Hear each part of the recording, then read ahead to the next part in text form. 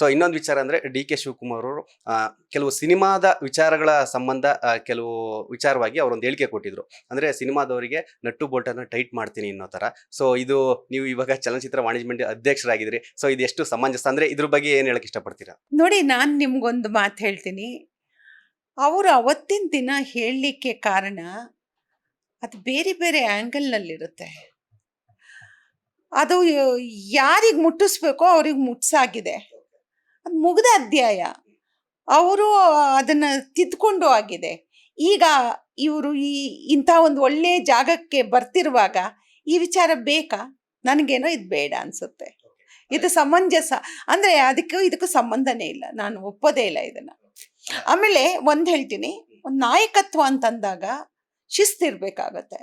So ಶಿಸ್ತಿನ ಬಗ್ಗೆ ಮಾತಾಡಿದ್ದಾರೆ, ಮಾತಾಡಲಿ ಬಿಡಿ, ತಪ್ಪೇನಿಲ್ಲ. ಈ ಪ್ರಶ್ನೆ ಏನು ಕೇಳಿದೆ ಅಂದ್ರೆ DCM ಆಗಿದಂತ ಡಿ ಕೆ ಶಿವಕುಮಾರ್ ಆ ಟೈಮಲ್ಲಿ ಆತರ ಹೇಳಿಕೆ ಕೊಟ್ಟರು. ಈಗ CM ಆಗಿದ್ದಾರೆ. ಸೊ ಕೆಲವರಿಗೆ ಆತರ ಟಾರ್ಗೆಟ್ ಮಾಡೋ ಚಾನ್ಸ್ ಇದೆಯಾ ಅನ್ನೋ ತರ ಮಾತಾಡ್ತಿದ್ದಾರೆ. ಸೊ ಅದ್ರ ಬಗ್ಗೆ ಅದಕ್ಕೆ ನೋಡಿ, ಯಾವತ್ತು ಎತ್ತರದ ಸ್ಥಾನದಲ್ಲಿರೋರು ಗುಬ್ಬಿ ಮೇಲೆ ಬ್ರಹ್ಮಾಸ್ತ್ರಗಳನ್ನೆಲ್ಲ ಹಾಕೋಲ್ಲ. ಒಂದು. ಎರಡನೇದಾಗಿ ನಾನು ಹೇಳ್ತೀನಿ, DK ಸಾಹೇಬರು ಯಾವಾಗಲೂ ಶಿಸ್ತಿನವರು.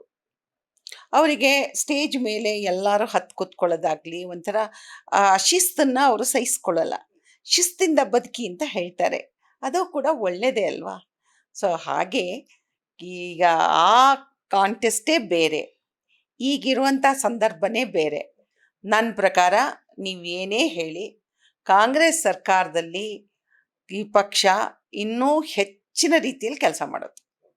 ಬರೋ ಸಲನೂ ನಾವೇ ಬರ್ತೀವಿ, ಬರೆದಿಟ್ಕೊಂಬಿಡಿ.